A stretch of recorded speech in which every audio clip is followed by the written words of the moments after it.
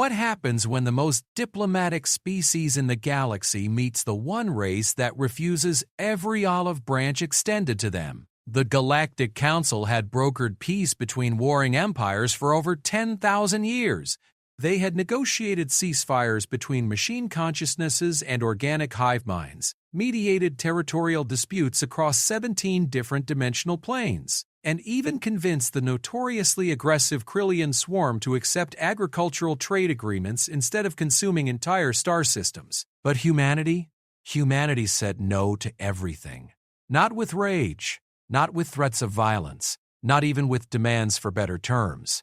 They simply looked at every carefully crafted peace proposal, every generous offer of alliance, every attempt at diplomatic solution, and calmly replied, "We decline." This is the story of how the galaxy's greatest negotiators discovered that some species don't want peace because they've already found something better, something that would shake the very foundations of galactic civilization and force every advanced race to question everything they thought they knew about power, survival, and what it truly means to be free among the stars. Ambassador Zelthara's 4 eyes blinked in sequence as she reviewed the data tablet for the 7th time that cycle.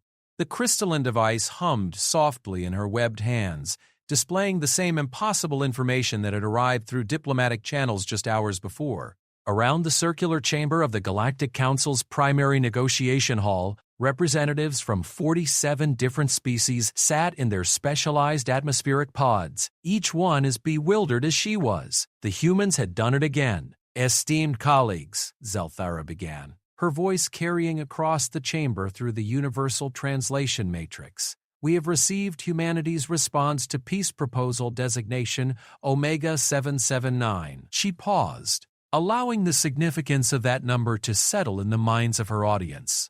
It had taken the combined diplomatic corps of the galaxy's most skilled negotiators 3 full cycles to craft that proposal. It offered humanity everything: full membership in the Galactic Council, exclusive trade rights to 17 sectors, advanced technology transfers, and territorial guarantees that would make Earth's solar system one of the most protected regions in known space. The human response had been delivered in their characteristic manner, a simple message transmitted through standard diplomatic frequencies, containing exactly 4 words in their primary language. The translation matrix had rendered it as, "We respectfully decline." Councillor Vrex of the Altarian Federation raised one of his 6 arms, the gesture causing his environmental suit to emit a small puff of methane. Terms they wish to negotiate? Clarifications they require? In my species' 20,000-year history of interstellar diplomacy, we have never encountered a proposal rejection without accompanying explanation. Zelthara's gills fluttered with what any member of her species would recognize as deep frustration. "There is nothing else, Councillor Vrex. As with the previous 778 proposals, humanity has offered no counterterms, no explanations, and no indication of what they might find acceptable." The vast chamber erupted in a cacophony of sounds as dozens of species expressed their confusion in their native languages. Clicking, chirping, harmonic resonances, and electromagnetic pulses filled the air before the translation matrix could process and relay the conversations. The central theme remained consistent across all cultures. This was unprecedented. High Arbitrator Quinn Tor, the ancient leader of the Council whose species had founded the Galactic Peace Accords nearly 15,000 years ago, slowly raised his massive stone-like hand for silence. When he spoke, his words carried the weight of millennia. "In all our records, across every documented first contact scenario and subsequent diplomatic engagement, we have never encountered a species that consistently refuses peaceful integration into galactic society without providing any justification for their position." The holographic display at the center of the chamber activated, showing a detailed map of human-controlled space. It was modest compared to the territories of major galactic powers, just one star system with 9 planets.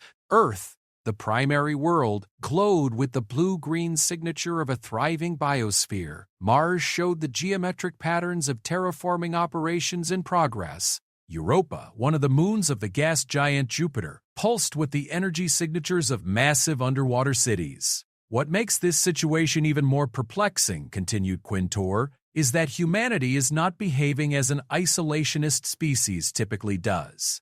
They maintain active trade relationships with 17 different civilizations. They participate in cultural exchange programs. Their explorers and scientists work alongside our research vessels in neutral space. They even contribute to interspecies medical research initiatives. Yet, when it comes to formal political integration into galactic society, they maintain an absolute refusal. Ambassador Zelthara touched her data tablet, bringing up a new display. Our xenopsychology teams have prepared detailed analyses of human behavior patterns, but even they are confused by the contradictions. Humans appear to be naturally social beings who form complex cooperative relationships. They have successfully negotiated thousands of smaller agreements with individual species and commercial entities. Their representatives are polite, professional, and remarkably well-informed about galactic law and customs. She gestured to another section of the display.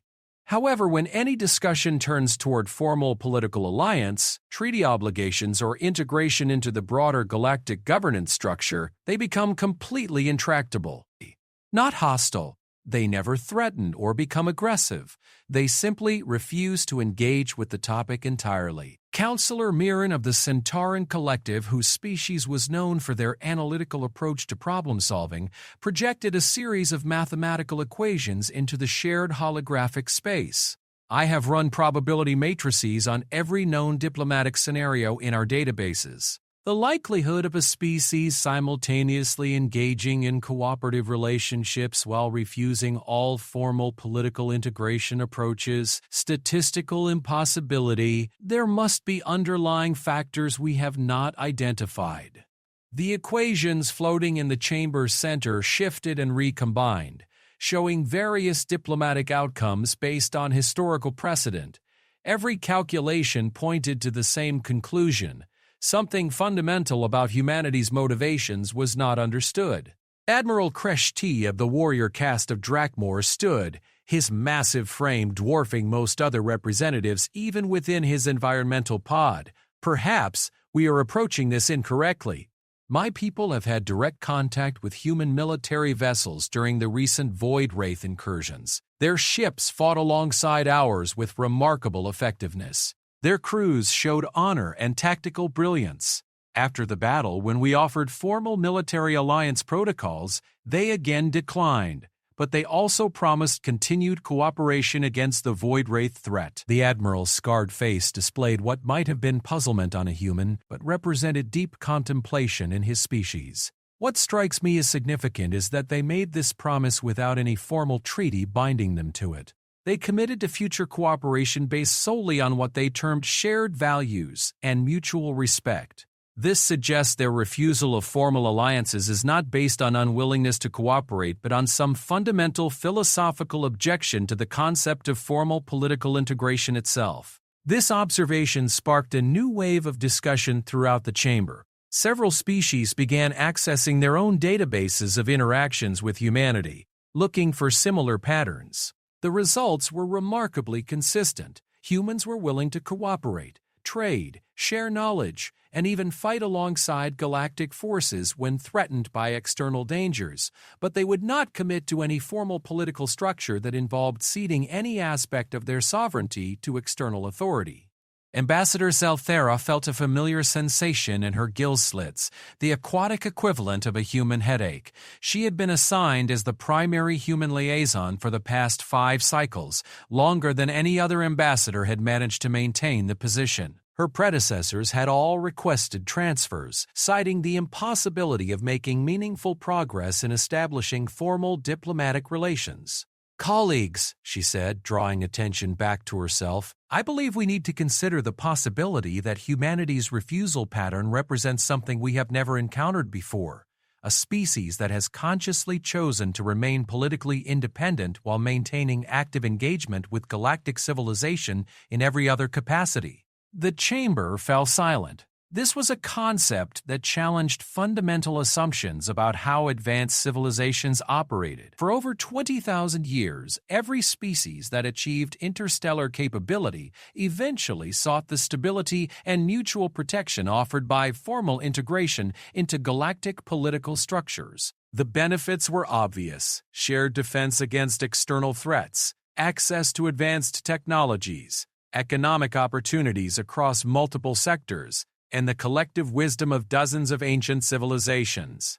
Counselor Vrex's environmental suit released another small puff of methane as he processed this idea. If that is true, then we must ask ourselves, what do humans know that we do not? What advantage do they perceive in maintaining complete political independence that outweighs the obvious benefits of integration? High Arbitrator Quintor's massive form shifted slightly, the first movement he had made in several hours. When he spoke, his voice carried a note of something that might have been concern. Perhaps the more disturbing question is, what do humans see in our current galactic political structure that they find so unacceptable they are willing to forego every benefit of membership to avoid it? The implications of this question settled over the chamber like a heavy atmosphere. For the first time in millennia, the Galactic Council was forced to consider that their fundamental approach to interspecies relations might not be as universally beneficial as they had assumed.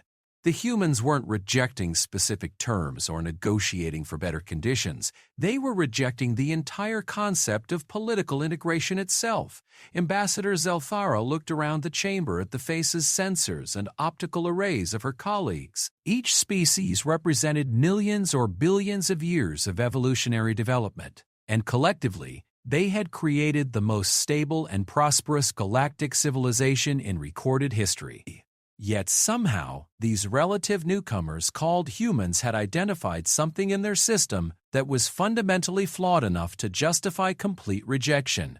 I propose, she said carefully, that we need to understand humanity's motivations not just for diplomatic purposes, but for our own survival as a galactic civilization. If there is something so fundamentally problematic with our current structure that an entire species would choose isolation over participation, we need to discover what that is before other species begin to question our foundations as well. The chamber erupted again in discussion, but this time the tone was different. For the first time in the Council's history, they weren't debating how to convince a species to join them. They were questioning whether their own system was worth joining. And somewhere in the depths of space, in a modest solar system around an unremarkable yellow star, humanity continued about their business, unaware that their simple refusal to say yes had begun to shake the very foundations of galactic civilization. Captain Sarah Chen adjusted her uniform as she walked through the corridors of the human diplomatic vessel Harmony. The ship was currently docked at Nexus Station, the galaxy's primary neutral trading and cultural exchange hub, located exactly at the gravitational center of the 5 major galactic powers.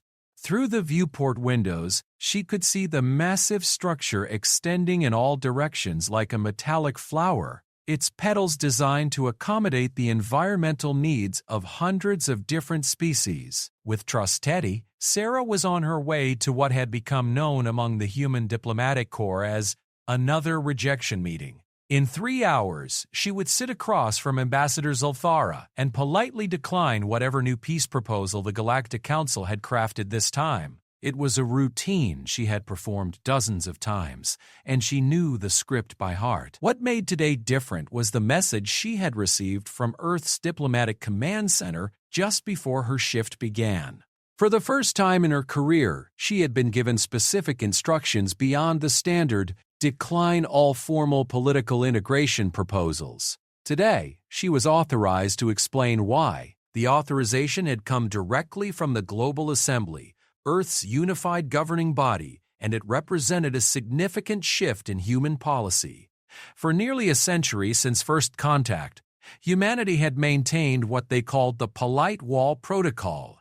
They would engage with galactic civilization in every capacity except formal political integration, and they would offer no explanations for this limitation. As Sarah entered her private quarters to review the briefing materials one final time, she reflected on the journey that had brought humanity to this point. The first contact with the Altarian Federation had occurred in 2387, when human deep space explorers encountered an Altarian science vessel studying a pulsar in what was then considered empty space. The Altarians had been friendly, curious, and eager to establish diplomatic relations. Within 5 years, humanity had been contacted by 12 different species, all offering various forms of alliance, trade agreements, and invitations to join the Galactic Council. The response had been carefully coordinated by Earth's greatest political thinkers, historians. After extensive analysis of galactic political structures, human leadership had made a decision that puzzled the galaxy. They would engage with galactic civilization as independent partners, but they would never cede any aspect of human sovereignty to external authority. Sarah accessed her secured files and began reviewing the briefing document that would guide her explanation to Ambassador Zelfara. The title read, "Why Humanity Says No: A Comprehensive Analysis of Galactic Political Integration and Its Fundamental Incompatibility with Human Values." The document began with a historical analysis that would have shocked the Galactic Council if they had access to it. Human political scientists had spent decades studying every available record of galactic civilizations, their histories, and their current status within the Council structure. What they had discovered was a pattern that had apparently escaped the notice of the species living within it. Every species that joined the Galactic Council eventually experienced what human analysts termed sovereignty erosion. It began subtly, with small concessions made for the greater good of galactic stability. Trade disputes were resolved by council arbitration rather than bilateral negotiation. Defense strategies were coordinated through Council military command rather than independent military alliance. Scientific research was guided by Council priorities rather than species-specific interests. Over time, member species found themselves operating more as administrative regions within a galactic government than as independent civilizations. Their unique cultural approaches to problem-solving were gradually replaced by standardized Council protocols. Their individual responses to challenges were subsumed into collective decision-making processes where their voice was one among dozens. Sarah paused at a particular section that had been highlighted for her review. It contained an analysis of the Viridian Empire, a species that had joined the Council approximately 3,000 years ago. Historical records showed that before integration, the Viridians had been renowned throughout the galaxy for their innovative approaches to terraforming and environmental engineering. They had developed techniques for making hostile worlds habitable that were considered revolutionary. After joining the Council, Viridian terraforming projects were subject to Council environmental protocols and standard safety procedures. Their innovative techniques were gradually replaced by proven Council methods that were considered more reliable and easier to regulate across multiple species. Within 1,000 years, the Viridians had stopped developing new terraforming techniques entirely. They had become administrators of existing Council protocols, rather than innovators pushing the boundaries of what was possible. The pattern repeated across dozens of species. The Council provided stability, security, and prosperity, but it did so by gradually absorbing the unique strengths and innovations of its member species into a standardized galactic culture. Individual civilizations became variations on a theme, rather than distinct expressions of different evolutionary approaches to existence. Human leadership had recognized this pattern and made a fundamental decision. Humanity's greatest strength lay not in any particular technology or military capability, but in their diversity of thought, their willingness to challenge assumptions, and their ability to develop unique solutions to unprecedented problems. They had concluded that maintaining these qualities required absolute political independence. Sarah moved to the second major section of her briefing, which addressed what human analysts called the innovation deficit. Galactic Council records showed that the rate of breakthrough discoveries and revolutionary innovations had been declining steadily for the past several thousand years. Most advances in galactic civilization now came from incremental improvements to existing technologies, rather than fundamental paradigm shifts. Human scientists theorized that this was a direct result of the Council's emphasis on stability and standardization. When every research project had to be approved by committees representing dozens of different species with different values and priorities, the result was research programs that focused on safe, predictable advances rather than risky exploration of unknown possibilities. Humanity had observed that their own technological and social progress accelerated dramatically when different human cultures and nations competed and collaborated independently, each developing their own approaches to similar challenges. The diversity of perspectives led to breakthrough innovations that no single culture could have achieved alone. The Galactic Council, despite its inclusion of dozens of species, had evolved into a single standardized approach to civilization. The very success of its stability-focused model had eliminated the competitive diversity that drove innovation. Member species no longer developed radically different approaches to challenges because they all worked within the same regulatory and cultural framework. Sarah reviewed the third section of her briefing, which contained humanity's most controversial analysis: the Council's response to existential threats. Human military historians had studied every major crisis the galaxy had faced over the past 10,000 years, from the machine wars to the recent void wraith incursions. The pattern was consistent. The Council's response to threats was always defensive. They built better shields, developed more powerful weapons within existing paradigms, and created more comprehensive early warning systems. They were extremely effective at containing and eventually defeating threats using their vast resources and coordinated response capabilities. However, human analysts had identified several threats that had been defeated not through Council coordination, but through individual species developing revolutionary new approaches that the Council then adopted. The end of the machine wars had come when a single species developed a completely new form of AI ethics that convinced the machine consciousnesses to cease hostilities. The defeat of the Plague of Minds had resulted from one civilization's breakthrough in consciousness transfer technology. In every case, the breakthrough had come from a species operating independently, developing solutions that would never have been approved by Council committees because they were too risky, too unconventional, or too specific to that species' unique perspective. Human leadership had concluded that their role in galactic civilization should be as an independent innovator and problem solver, maintaining the diversity of thought that the Council's structure inherently eliminated. They saw their refusal to integrate not as isolation, but as a service to the galaxy, maintaining one civilization that thought differently enough to develop solutions that the Council could not. As Sarah finished reviewing her briefing material, she realized that today's meeting with Ambassador Zelfara would fundamentally change the relationship between humanity and the Galactic Council. For the first time, humans would explain that their refusal was not arbitrary or based on fear, but on a carefully reasoned analysis of galactic civilization and humanity's optimal role within it. She gathered her materials and headed toward the diplomatic meeting rooms, knowing that her explanation would likely create more questions than it answered. The Galactic Council had spent centuries trying to understand why humanity said no to their proposals. They were about to learn that the real question was why every other species had said yes, and what the galaxy had lost in the process. As she walked through Nexus Station's corridors, Sarah observed the incredible diversity of galactic civilization around her. Hundreds of species moved through the station's passages, each maintaining their biological and cultural distinctiveness while operating within the standardized protocols that allowed them to coexist peacefully. It was beautiful, efficient, and remarkably successful. It was also, from humanity's perspective, a cautionary tale about what happened when the desire for stability overcame the willingness to embrace the risks and chaos that drove true innovation and growth.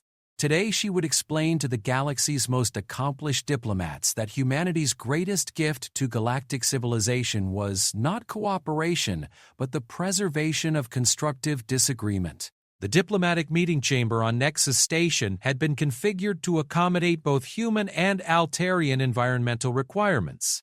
The atmosphere was carefully balanced, the lighting adjusted to a spectrum comfortable for both species, and the temperature maintained at the intersection of their optimal ranges. Despite these careful preparations, Ambassador Zelthera felt distinctly uncomfortable as she reviewed her notes one final time. Captain Sarah Chen entered the chamber precisely on schedule, carrying herself with the quiet confidence that Zelthara had observed in every human diplomatic representative she had encountered.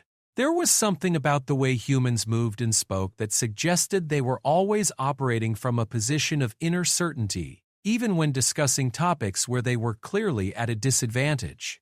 "Ambassador Zelthara," Sarah said, inclining her head in the formal greeting gesture that humans use to show respect to Altarian officials. "Thank you for arranging this meeting." "I understand you have a new proposal to discuss." Zelthara's gills fluttered with what she hoped appeared to be diplomatic composure, rather than the nervous anticipation she actually felt. "Indeed, Captain Chen, the Galactic Council has prepared what we believe is our most comprehensive and generous proposal to date. We call it the Partnership Accords, a framework designed specifically to address what we hypothesize might be humanity's concerns about traditional membership structures." She activated the holographic display between them, showing a complex document that had required months of preparation by the galaxy's most skilled legal and diplomatic minds. "As you can see, we have structured this agreement to provide all the benefits of Council membership while maintaining unprecedented levels of local autonomy. Human territories would remain under exclusive human jurisdiction. Human military forces would operate under human command. Human cultural and social policies would be immune from Council oversight. Dedicate people to explain his remaining." Sarah studied the display carefully, her expression remaining neutral as she reviewed the terms. Zelthara watched her face, hoping to see some sign of interest or approval that might indicate this approach would succeed where all others had failed. "The benefits," Zelthara continued, "remain substantial. Full access to Council scientific databases, priority trade status with all member species, guaranteed defense against external threats, and voting representation in Council decisions that affect galactic civilization as a whole. Essentially, we are offering humanity all the advantages of membership, with virtually none of the traditional obligations." Sarah finished her review and looked up at Zelthara with an expression that might have been sympathetic. "Ambassador, I appreciate the enormous amount of work that went into crafting this proposal. The terms are indeed generous, and I can see how much thought was given to addressing potential human concerns about autonomy and sovereignty." Zelthara felt a familiar sinking sensation in her gill slits. That tone of voice, that particular phrasing, she had heard it before, in every previous meeting. "However," Sarah continued, "I must respectfully decline this proposal, as I have declined all previous proposals. But today, I am authorized to explain why." The change in Sarah's demeanor was subtle but unmistakable. Where previous meetings had ended with polite refusal and immediate departure, today Sarah settled back in her chair as if prepared for a much longer conversation. "For nearly a century," Sarah began, "humanity has maintained what we call the Polite Wall Protocol. We engage with galactic civilization in every capacity except formal political integration, and we offer no explanations for this limitation. Today, with the authorization of Earth's Global Assembly, I am going to explain humanity's reasoning." Zelthara's four eyes blinked in sequence as she processed this unexpected development. In all her preparation for this meeting, the possibility that humans might actually explain their motivations had not been seriously considered. "The fundamental reason humanity refuses all political integration proposals," Sarah said, "is that we have studied the effects of Galactic Council membership on every species that has joined, and we have concluded that membership results in the gradual elimination of the unique qualities that make each species valuable to galactic civilization." She gestured to the holographic display, which shifted to show historical data about various Council member species. Take the Viridian Empire, for example. Before joining the Council 3,000 years ago, they were the galaxy's premier environmental engineers. They developed terraforming techniques that were considered revolutionary. After integration, they gradually stopped innovating and became administrators of standardized council protocols. Zelthera found herself looking at data she had never seen presented in this context. The information was accurate. It was all drawn from public council records, but the patterns Sarah was highlighting had never been analyzed in these terms. The pattern repeats across every member species, Sarah continued. The Drakmor were legendary warriors who developed unique tactical innovations. After joining the council, they became part of standardized military command structures. The Centauran Collective were known for breakthrough mathematical insights. After integration, they focused on applying existing council scientific methodologies rather than developing new approaches. The display showed timeline after timeline, each demonstrating the same progression. Innovative, independent civilizations gradually becoming specialized administrators within the Council's standardized framework. We call this phenomenon sovereignty erosion. Sarah explained, "It's not intentional and it's not malicious. The Council provides stability, prosperity, and security. But it does so by gradually replacing the unique problem-solving approaches of member species with proven standardized methods that work reliably across different cultures and biologies." Zelthara's mind was racing as she processed these observations. She had never considered council membership from this perspective, but the data was undeniable. "You are suggesting that diversity of approach is being eliminated." "Exactly," Sarah confirmed. And human analysts believe this explains why the rate of breakthrough innovations in galactic civilization has been declining for millennia. When every research project must be approved by committees representing dozens of species with different values and priorities, the result is research programs that focus on safe, predictable advances rather than risky exploration of unknown possibilities. The implications of this analysis began to crystallize in Zelthara's mind. She had been involved in galactic politics for centuries, and she could not deny that truly revolutionary advances had become increasingly rare. Most progress now came from incremental improvements to existing technologies. Furthermore, Sarah continued, "We have analyzed the Council's response to existential threats over the past 10,000 years. The pattern is consistent. The Council's approach is always defensive and reactive. You build better shields, develop more powerful weapons within existing paradigms, and create more comprehensive early warning systems. You are extremely effective at containing and defeating threats using coordinated response capabilities."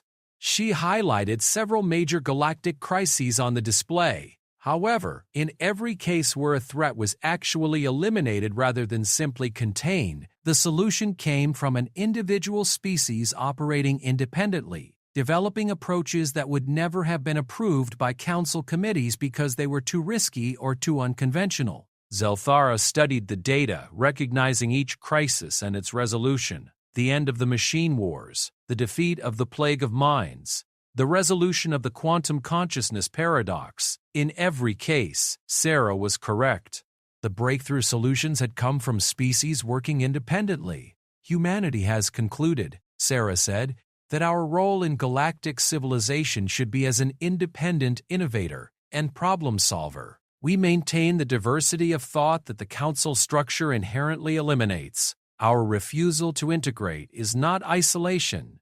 It's a service to the galaxy." The diplomatic meeting chamber fell silent as Zelthara processed these revelations. Everything Sarah had presented was logical, well-researched, and supported by verifiable data. More disturbing still, it cast the Council's greatest achievement, the creation of stable, prosperous galactic civilization, in an entirely new light.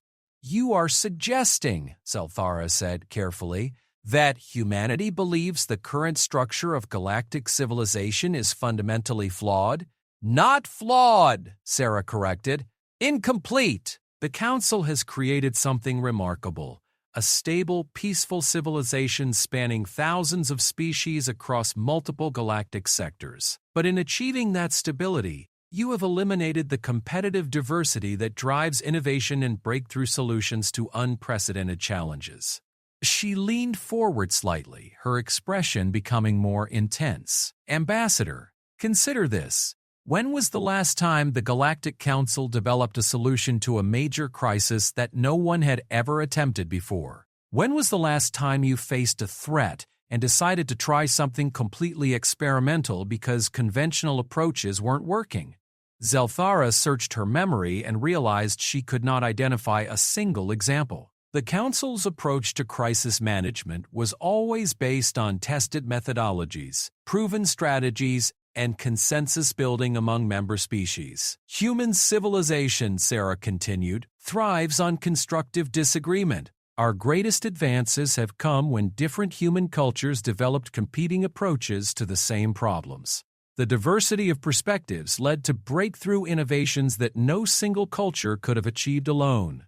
She gestured to the display, which now showed human historical data. "When we studied the galaxy, we realized that the Council, despite including dozens of species, had evolved into a single, standardized approach to civilization. The very success of its stability-focused model had eliminated the competitive diversity that drove our own progress." The meeting chamber's atmospheric systems hummed quietly as both diplomats sat in contemplation.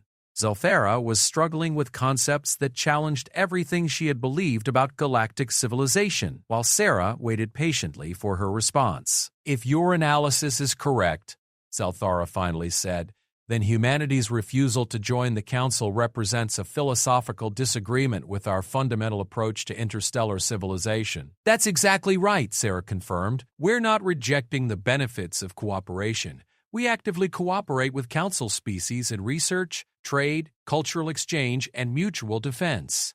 We're rejecting the political framework that we believe inevitably leads to homogenization of thought and approach." Zelthara's gills fluttered rapidly as the full implications of this explanation settled in her mind. "Captain Chen, do you realize what you have just told me? You have suggested that the Galactic Council's greatest achievement, the creation of stable, peaceful civilization, is also its greatest weakness." Sarah nodded solemnly. "We believe that without independent species maintaining alternative approaches to civilization, the galaxy is becoming vulnerable to threats that require solutions outside the Council's established paradigms. Humanity intends to maintain that alternative perspective." For the first time in her diplomatic career, Ambassador Zelthara found herself questioning not how to convince another species to join the Council, but whether the Council itself was structured optimally for the challenges that lay ahead. The human explanation had transformed their simple refusal from a diplomatic puzzle into a fundamental critique of galactic civilization itself. The emergency session of the Galactic Council had been called within hours of Ambassador Zelthara's transmission from Nexus Station. For the first time in over 3 millennia, every member species had sent their highest-ranking representatives to the Council chambers. The circular hall that normally accommodated perhaps 20 active participants now housed over 200 beings, representing the most comprehensive gathering of galactic leadership in recorded history. High Arbitrator Quintor's massive stone-like form had not moved from the center of the chamber for the past 6 hours, as representative after representative spoke their concerns about the human revelation. The ancient being had witnessed the rise and fall of civilizations across the galaxy, but even his vast experience had not prepared him for the questions humanity had raised. "Order!" Quintor's voice resonated through the chamber, cutting through the dozens of simultaneous conversations.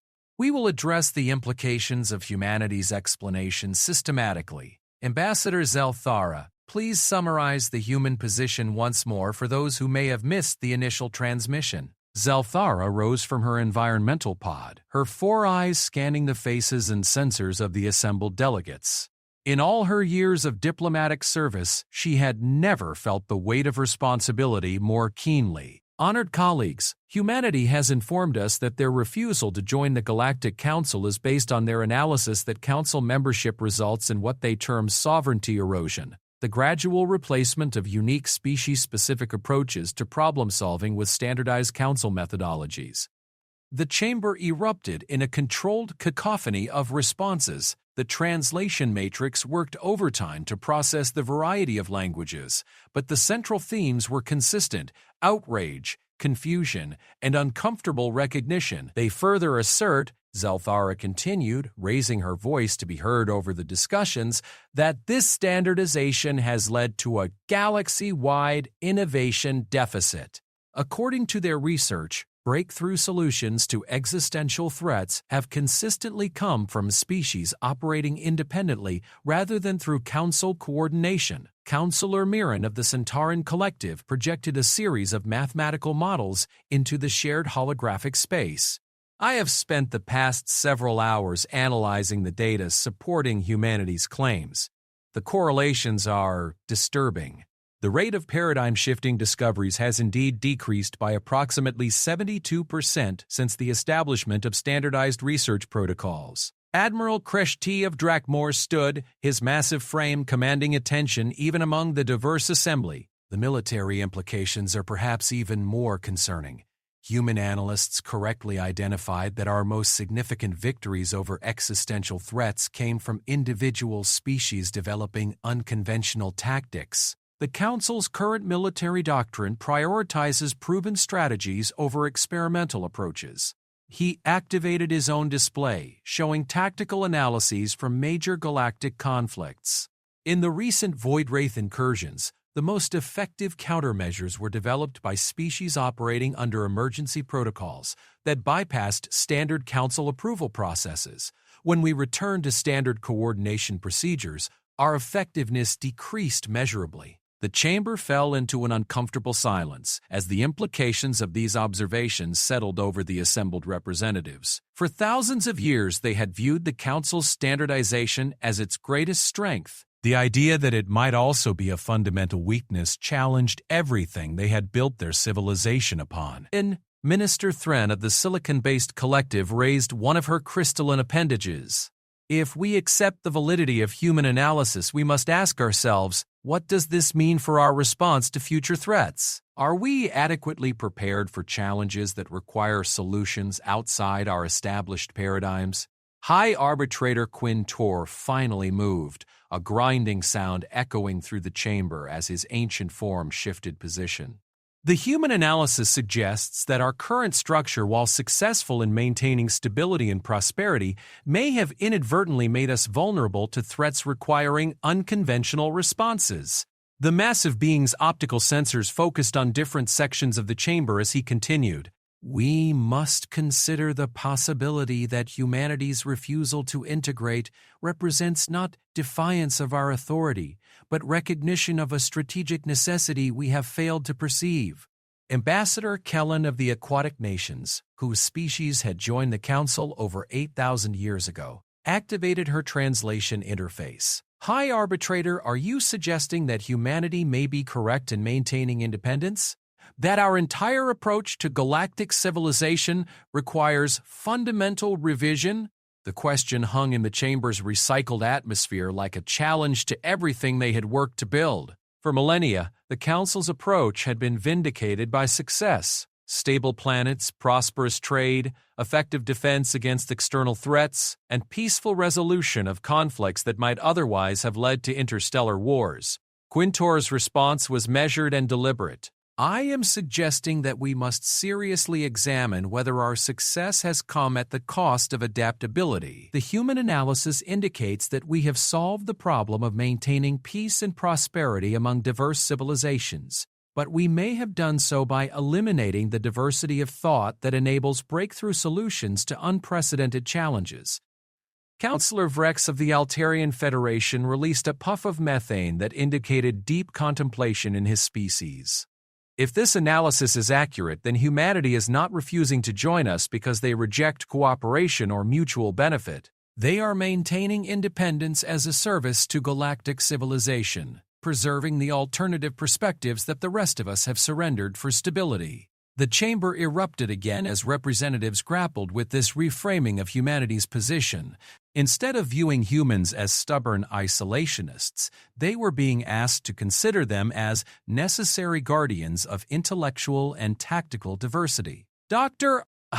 Seren of the Evolved, whose species had undergone extensive genetic modification to optimize their integration into Council society, projected a complex sociological analysis. The implications extend beyond military and scientific concerns.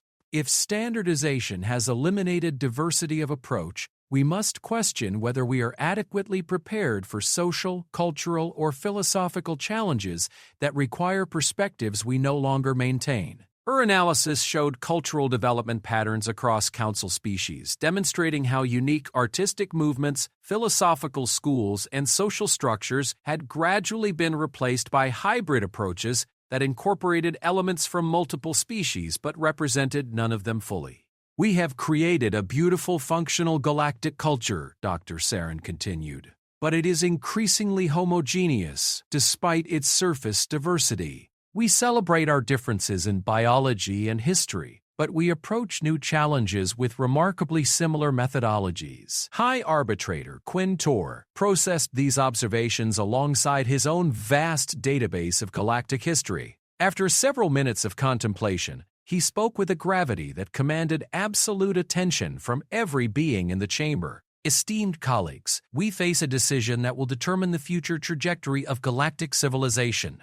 The human analysis suggests that our current path, while successful in many measures, may be leading us toward a form of intellectual and strategic vulnerability that we have never previously considered."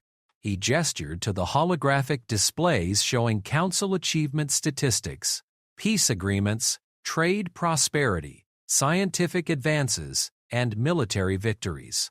"Our success is undeniable, but success in past challenges does not guarantee preparedness for future threats. If humanity is correct that breakthrough solutions come from diversity of approach, then our standardization may have made us collectively less capable of addressing unprecedented challenges." The ancient being paused, allowing his words to resonate throughout the chamber. "We must decide whether to view humanity's independence as a rejection of our values or as a necessary complement to our civilization.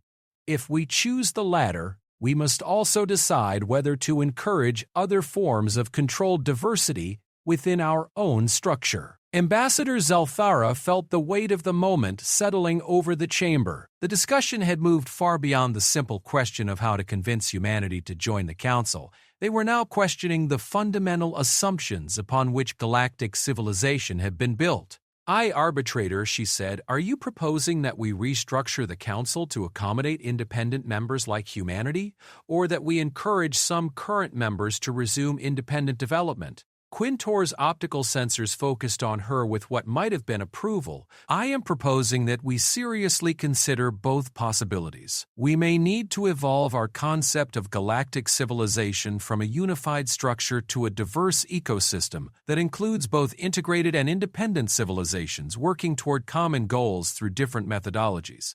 The implications of this statement rippled through the chamber like a shock wave. For the first time in galactic history, the Council was considering the possibility that their greatest success, the integration of diverse species into a unified civilization, might need to be partially reversed to ensure their long-term survival and adaptability. As the session continued into its 8th hour, one thing had become clear. Humanity's simple refusal to join the Galactic Council had forced the galaxy's greatest minds to confront uncomfortable truths about the price of stability and the necessity of preserving the very diversity they had spent millennia trying to harmonize. 6 months after the Emergency Council session, the galaxy looked remarkably different. The changes were subtle but profound, visible to those who knew what to look for in the patterns of interstellar communication and policy implementation. Captain Sarah Chen stood on the observation deck of the human research vessel Curiosity, watching as ships from 17 different species worked together in the Vega system to establish what would become known as the first independent innovation zone. The project had emerged from what galactic historians would later call the Great Reassessment, a comprehensive review of Council policies, procedures, and structural assumptions that followed humanity's explanation for their refusal to join. The results had been as uncomfortable as they were necessary. The data was unequivocal. Galactic civilization had indeed traded innovation for stability. The Council standardization protocols had been so successful at preventing conflicts and ensuring compatibility between species that they had gradually eliminated the competitive diversity that drove breakthrough discoveries. Most disturbing of all, computer models suggested that this trend was accelerating, with the rate of paradigm-shifting innovations approaching zero within the next millennium. High Arbitrator Quintor had presented the findings to the Council with characteristic directness. "We have created a magnificent machine for maintaining the status quo, but we have forgotten how to dream of better possibilities." The independent innovation zones were the Council's response, designated regions of space where individual species or cross-species research teams could operate outside standard Council protocols. The first zone, established in the Vega system, was intended as a testing ground for humanity's thesis that diversity of approach was essential for breakthrough innovation. Sarah watched as a Drakmor military vessel worked alongside a Centauran research ship and a human deep space explorer to establish the zone's infrastructure. The cooperation was voluntary, the leadership structure was experimental, and the research protocols were deliberately designed to encourage approaches that would never survive Council Committee approval. "Captain Chen," came a voice from behind her. Sarah turned to see Dr. Marcus Webb, humanity's lead scientist for the Innovation Zone project, approaching with a data tablet and an expression of barely contained excitement. "Dr. Webb," Sarah acknowledged. "I take it the preliminary results are encouraging?" Marcus gestured to the viewport where the multi-species fleet continued their coordinated efforts. "More than encouraging. In just 6 months working outside Council standardization protocols, we've made more breakthrough discoveries than most Council research programs achieve in decades." He activated his tablet, showing her a summary of achievements that would have seemed impossible under traditional Council procedures. The Drakmor developed a completely new form of shield technology by approaching energy manipulation from a purely kinetic perspective rather than using electromagnetic paradigms. The Centaurans discovered a mathematical relationship that allows faster-than-light communication by abandoning quantum entanglement theory and working with spatial folding concepts instead. Sarah studied the data, noting the pattern that had emerged. Each breakthrough came from approaches that would have been rejected by Council safety protocols? Exactly, Marcus confirmed. The Drakmor shield technology required testing energy levels that Council protocols classify as dangerous. The Centauran communication breakthrough involved mathematical concepts that Council standards consider too speculative for serious research funding. Our own discovery of bioadaptive terraforming techniques required experimental approaches to planetary ecosystems that violate about 12 different Council environmental protection guidelines. The irony was not lost on Sarah. In their efforts to create safe, predictable research environments, the Council had inadvertently made genuine discovery impossible. The innovation zones were proving that humanity's analysis had been correct. Breakthrough solutions required the willingness to pursue approaches that conventional wisdom considered too risky or too unconventional. Her communicator chimed with an incoming transmission from the Council chambers on Nexus Station. Ambassador Zelthara's image appeared in holographic form, her 4 eyes displaying what Sarah had learned to recognize as excitement in Altarian physiology. "Captain Chen," Zelthara said, "I am transmitting to inform you that the Council has approved the establishment of 7 additional independent innovation zones throughout Council space. Furthermore, we are implementing what we call the Diversity Preservation Initiative, a systematic program to encourage member species to redevelop their unique approaches to various challenges." Sarah felt a mixture of satisfaction and concern. "Ambassador, while I'm pleased that our analysis has proven valuable, I hope the Council understands that forced diversification would be just as problematic as enforced standardization. Diversity of thought cannot be mandated through policy." "Indeed," Zelthara replied, "which is why the initiative focuses on removing barriers to diverse approaches rather than requiring them. We are eliminating standardization requirements in numerous areas, providing funding for experimental research that doesn't conform to traditional protocols, and creating communication channels that allow species to share unconventional ideas without committee approval.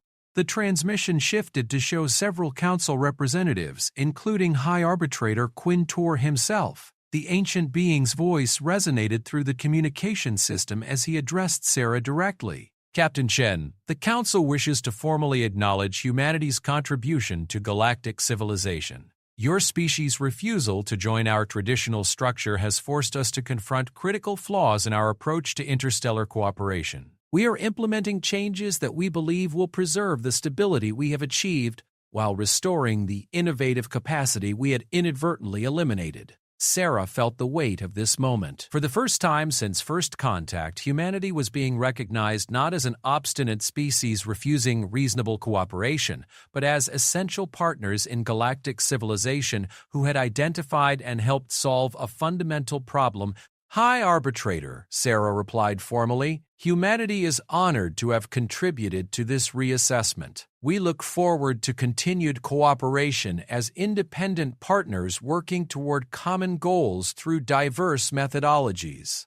The transmission continued with updates from across galactic civilization. Species that had not pursued independent research for millennia were beginning to redevelop their unique scientific traditions.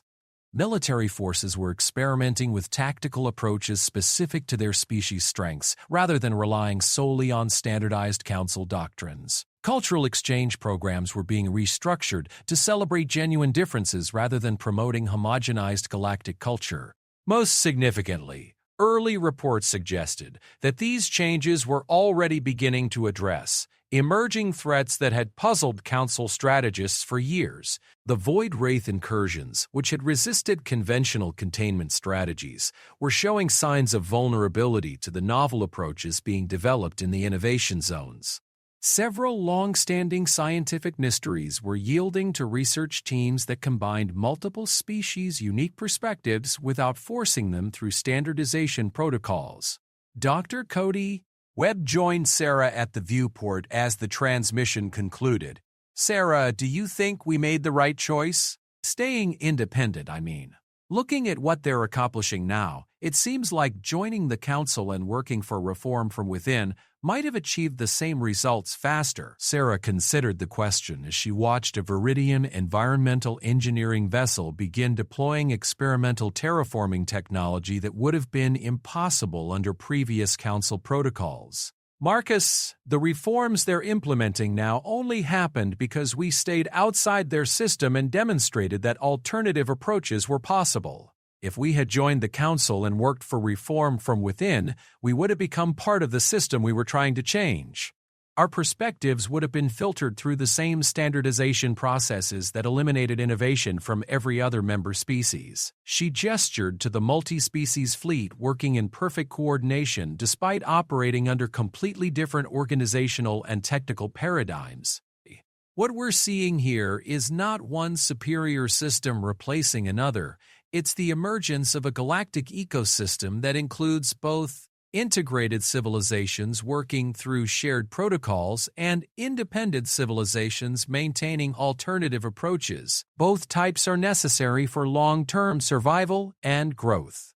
As if to emphasize her point, an alert sounded throughout the Curiosity, indicating the detection of an unknown phenomenon at the edge of the Vega system. The sensor readings showed energy patterns that matched no known natural or artificial source, exactly the kind of unprecedented challenge that had prompted the creation of the innovation zones. Within minutes, the multi-species fleet was coordinating their response, but not through standardized Council emergency protocols. Instead, each ship was approaching the problem using methodologies specific to their species' unique perspectives, sharing real-time data and observations without forcing their conclusions through committee approval processes. The Drakmor vessel immediately moved to establish a defensive perimeter, analyzing the phenomenon as a potential threat and developing kinetic response options. The Centauran ship began complex mathematical modeling to understand the energy patterns, approaching the problem as a puzzle to be solved through pure analysis.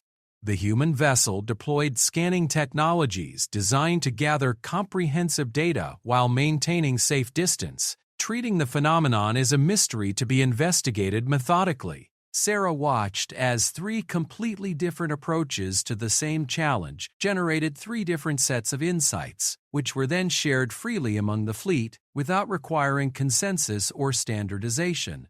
The combined understanding that emerged was more comprehensive than any single species could have achieved alone, and it developed faster than any council committee could have managed. "This is what we were trying to preserve," Sarah said to Marcus as they watched the coordinated investigation unfold. "Not human independence specifically, but the principle that different species thinking differently about the same problems will generate solutions that no single perspective could achieve."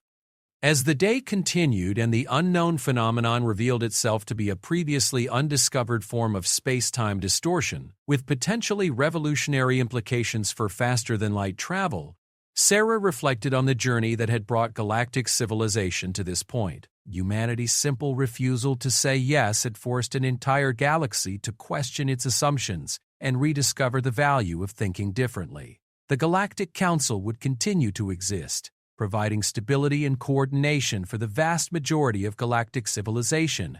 But alongside it, independent innovation zones would preserve and nurture the diversity of thought that drove discovery and innovation. Member species would have the option to pursue experimental approaches outside traditional protocols, while independent civilizations like humanity would contribute their unique perspectives without compromising their sovereignty. It was not a perfect solution, no system could be, but it was a better solution than what had existed before. Most importantly, it was a flexible solution that could evolve as galactic civilization continued to grow and face new challenges. As Sarah filed her report on the day's activities, she included a note that would be transmitted to both the council chambers and Earth's Global Assembly. "Today we proved that saying no to the wrong question can be the first step toward finding the right answer.